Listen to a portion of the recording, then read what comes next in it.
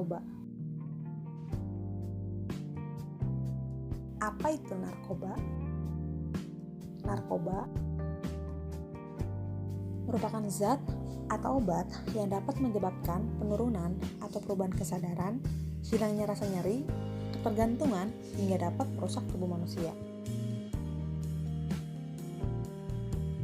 Banyaknya kasus yang ditemukan dari ditangkapnya Jeffrey Nicole karena penggunaan ganja,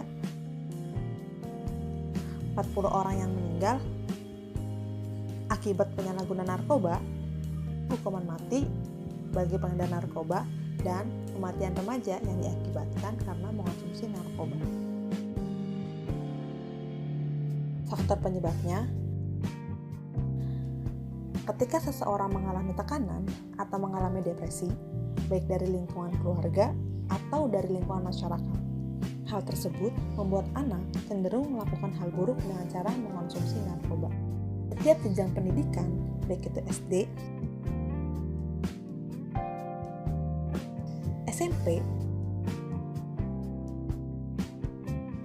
SMA, bahkan perguruan tinggi pastinya akan mengalami kondisi lingkungan yang berbeda dari sebelumnya.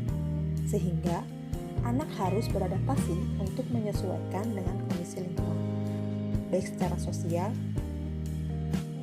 secara psikologi, serta secara pendidikan.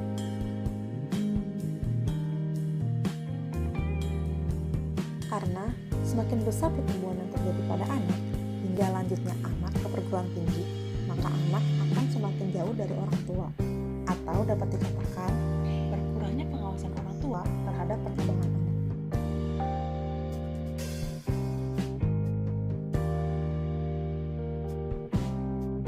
Tidak hanya itu, terkadang pola komunikasi yang tidak efektif di keluarga dapat memicu permasalahan seperti sikap penolakan anak terhadap aturan yang sudah ada. Permasalahan yang terjadi di rumah seperti kekerasan ataupun perceraian pada orang tua dapat memberikan tekanan pada anak. Di saat yang bersamaan, mereka juga menghadapi situasi di mana maraknya penggunaan narkoba di lingkungan masyarakat. Bahkan mungkin teman mereka sendiri yang menjadi pengguna narkoba.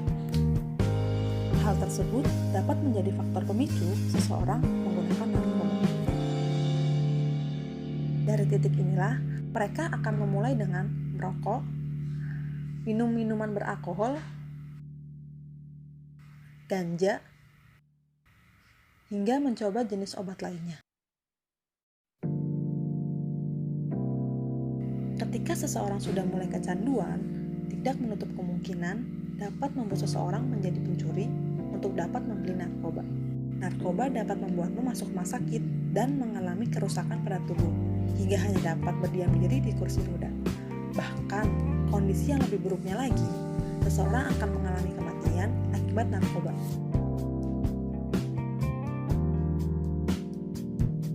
Lalu, bagaimana cara menghindarinya? Yang pertama, melakukan pola hidup sehat dengan cara berolahraga dan mengonsumsi makanan yang sehat. Yang kedua, bersikap terbuka dan percaya terhadap keluarga. Yang ketiga, melakukan pengawasan dan pola komunikasi secara aktif pada anak, baik secara kognitif, secara emosional, secara sosial, serta secara kekeluargaan. Yang keempat, mengikuti pelatihan kompetensi maupun kegiatan bermanfaat lainnya. Dan yang terakhir atau yang kelima, meningkatkan pengetahuan tentang narkoba dengan mengetahui jenis-jenis narkoba yang terbagi menjadi 3 jenis. Yang pertama, narkotika. Narkotika sendiri memiliki dampak, yaitu dapat menghilangkan rasa nyeri serta dapat berketergantungan bagi penggunanya, yang terdiri dari kokain,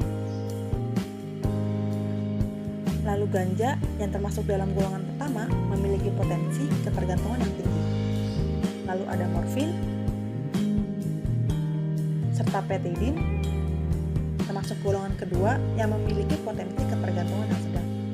Lalu kodein, termasuk golongan ketiga dengan potensi ketergantungan yang rendah. Lalu yang kedua, psikotropika, yang memiliki dampak merubah perilaku seseorang ketika menggunakan narkoba,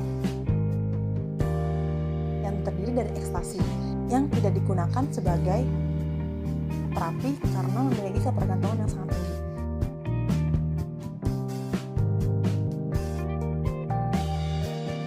Lalu amfetamin, termasuk golongan kedua dan digunakan sebagai terapi pada pasien. Lalu phenobarbital, termasuk golongan ketiga yang digunakan sebagai obat serta terapi pada pasien. Lalu yang terakhir nitrazepam, termasuk golongan keempat dan digunakan sebagai pengobatan serta terapi pada pasien.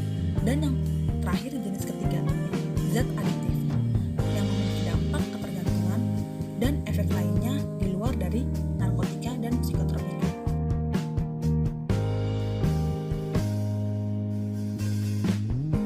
Yang terdiri dari minuman beralkohol, tanaman tembakau, serta rokok yang mengandung nikotin. Mengapa kita harus meningkatkan pengetahuan? Karena pengetahuan dapat dijadikan jurus melawan narkoba. Maka dari itu, kita harus kenali, peduli, dekati. Karena satu nyawa terlalu berharga untuk disia-siakan, dan 1000 nyawa masih belum cukup untuk kita selamatkan.